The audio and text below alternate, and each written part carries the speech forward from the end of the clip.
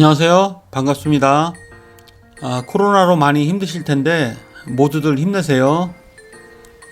여러분, 사서삼경에 대하여 들어보셨죠? 아마 중고등학교 다닐 때 들어보셨을 거예요. 사서삼경이란 유교를 배우거나 가르침에 있어 가장 핵심이 되는 경전을 말합니다.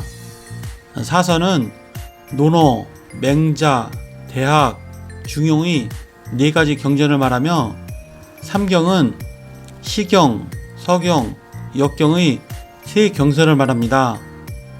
사서삼경을 읽다 보면 삶의 지혜가 보입니다. 무슨 생각으로 어떻게 살아야 하는지를 알려줍니다. 그래서 오늘은 사서삼경 중 중용이라는 책을 소개합니다. 원저를 직접 읽으면 좋겠지만 원저는 이해하기가 너무 어려워 자사원작 신범섭 작가님이 지은 공존과 소통 그리고 인성을 세우는 진리 중용이라는 책을 소개합니다. 중용은 이론을 바탕으로 실천 도덕을 제시한다는 점에서 가치가 큽니다. 곧 이론에 머무르는 것이 아니라 도덕의 실천 지침서가 바로 중용인 것입니다. 원저자 자사는 공자의 손자이며 사서의 하나인 중용의 저자로 전합니다. 그러면 책의 주요 내용을 살펴보도록 하겠습니다. 제1부 자연은 인성의 본복이다. 1. 하늘이 내려준 성품을 회복하자. 만물은 천에 의해 만들어졌다. 중용에서는 하늘이 인간에게 내려준 순수한 성품이 성이며 그러한 성을 기준으로 해서 생각과 행동을 해야 하는 것이 도이며 그 도를 따라 수양해 나가는 것을 교라고 했습니다. 천명위성, 솔성지휘도, 수도지휘교라. 천명을 성이라 이르고 솔성을 도라 이르고 수도를 교라 이른다. 이는 천의 명령에 따라 사람의 본질적인 성품이 이루어지고 생명이 탄생했으며 일정한 주기와 순환을 이루고 살아가는 운명까지도 정해진다는 의미입니다.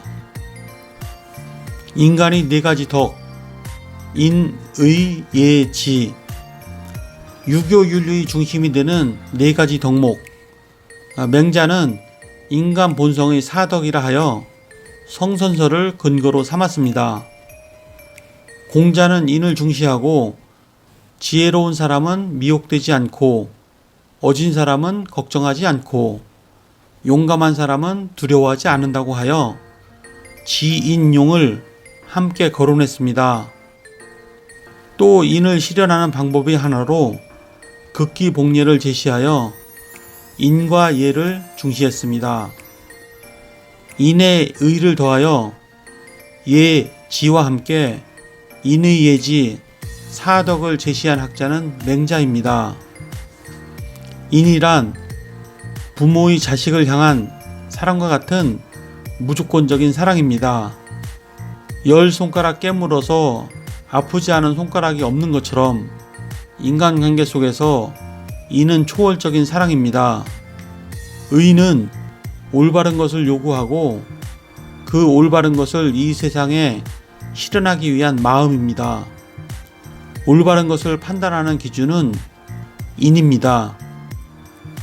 사사로운 감정 없이 모든 것을 초월하고 무조건적인 사랑이 온 세상에 베풀어지게 하는 것이 의입니다. 의는 정당함, 마땅함, 도리 등으로 표현되기도 합니다. 예는 의를 기준으로 삼아서 실천하는 것입니다.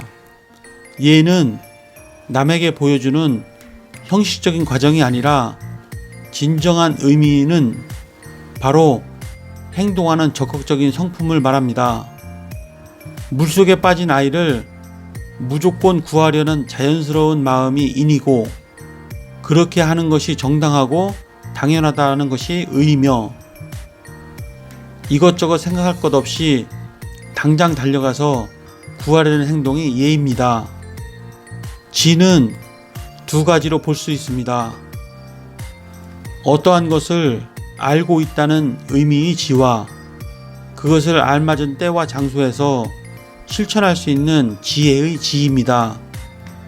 유학 중에서 인간의 본성을 주제로 우주와 인간의 관계를 철학적으로 규명한 학문이 성리학입니다.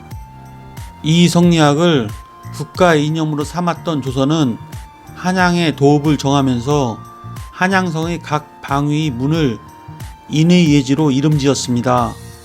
동대문은 흥인지문, 남대문을 숭례문, 서대문을 돈이문이라고 했습니다. 북대문은 북악산 중앙에 위치해 사람들이 드나들지 않기 때문에 숙정문으로 하고, 지금 상명대학교 앞에 사람들이 자주 드나드는 길에 문을 세워 홍지문이라고 했습니다. 이 아는 것을 실천으로 옮기는 것이 도다. 아는 것보다 실천이 중요하다. 도라는 것은 잠시라도 떠날 수 없는 것이니 떠날 수 있다면 도가 아닙니다. 그렇기 때문에 군자는 보이지 않는 바에 개신하고 듣지 않는 바에 공구하는 것입니다.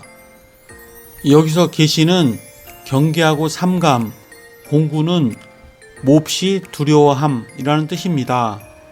도라는 것은 잠시라도 떠날 수 없다는 말에는 항상 자신의 몸을 닦는다는 수신의 의미와 항상 주변에 존재하기 때문에 항상 실천해야 한다는 의미가 함께 들어 있습니다. 군자는 보이지 않는 바에 개신하고 듣지 않는 바에 공구하는 것이다 는 의미는 잠시라도 자신의 몸에서 도가 떠나는 것을 경계에 삼가고 떠날까 걱정하는 것입니다. 3. 모자라지도 넘치지도 않게 하라. 중용은 질서를 유지하는 중심축이다. 희노애락 등의 감정이 일어나지 않는 것을 중이라고 이르고, 그러한 감정이 일어나더라도 중절하는 것을 화라고 이릅니다. 중이라는 것은 천하의 대본이고 화라는 것은 천하의 달도입니다. 여기서 달도란 때와 장소에 따른 변함이 없이 사람이 마땅히 지켜야 할 도를 말합니다.